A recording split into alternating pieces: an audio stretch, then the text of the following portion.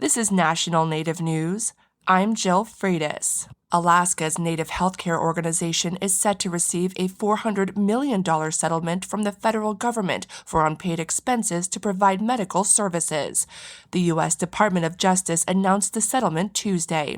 Aliona Naiden with the Alaska Desk reports. The Alaska Native Tribal Health Consortium filed a lawsuit in 2021 claiming that the federal government did not fully compensate the organization for administrative costs over 7 years of providing medical services. The settlement follows several U.S. Supreme Court decisions in favor of tribal health contractors like the consortium. Lloyd Miller is a tribal attorney who handled 3 cases involving costs that the government had refused to pay. To be sure, a significant amount of money is owed the tribes. The latest settlement you heard about is just one of many settlements that have been achieved throughout the United States. The Alaska Native Tribal Health Consortium provides health services in clinics throughout the state and at the Alaska Native Medical Center in Anchorage. The organization also runs rural infrastructure projects in villages. The consortium entered an agreement with the federal government under the Indian Self-Determination and Education Assistance Act. Under that agreement, the consortium is responsible for providing health care that the federal government would otherwise provide through agencies like the Indian Health Service. The consortium said in its court complaint that the government failed to reimburse administrative costs for healthcare services between 2014 and 2022, with the exception of 1 year.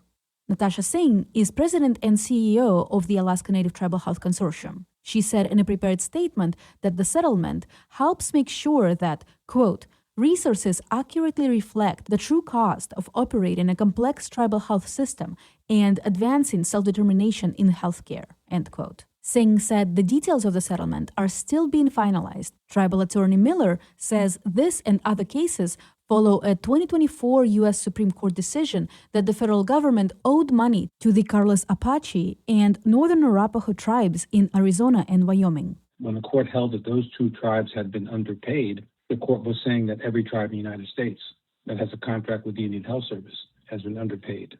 Miller says many tribes have filed or reactivated litigations with the Indian Health Service in the last 2 years. In Anchorage, I'm Aliona Naiden. There's a new way to give back to Ketchikan's unhoused population. The Ketchikan Indian Community, or KIC, rolled out a new program this month where people can pay for or assemble care packages to those in need. Emily Edenshaw is the tribe's administrator and CEO.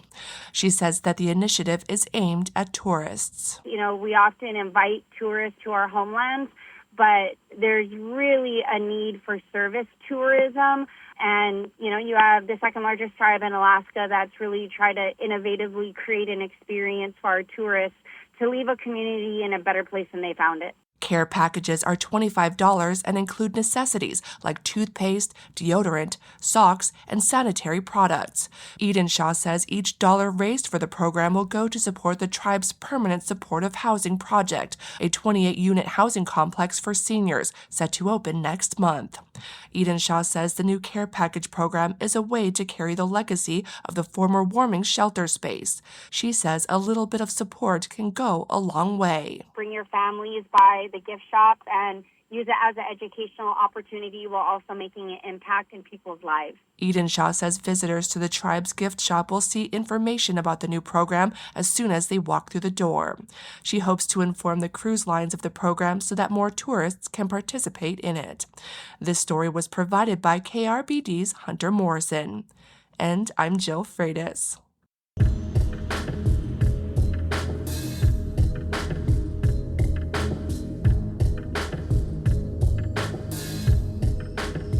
National Native News is produced by Kawanak Broadcast Corporation with funding by the Corporation for Public Broadcasting.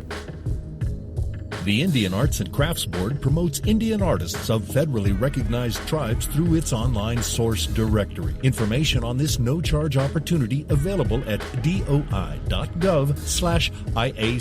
who support this program.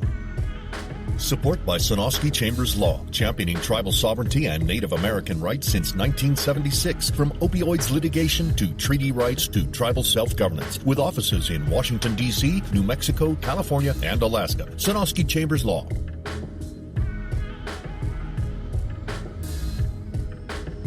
Native Voice One, the Native American Radio Network.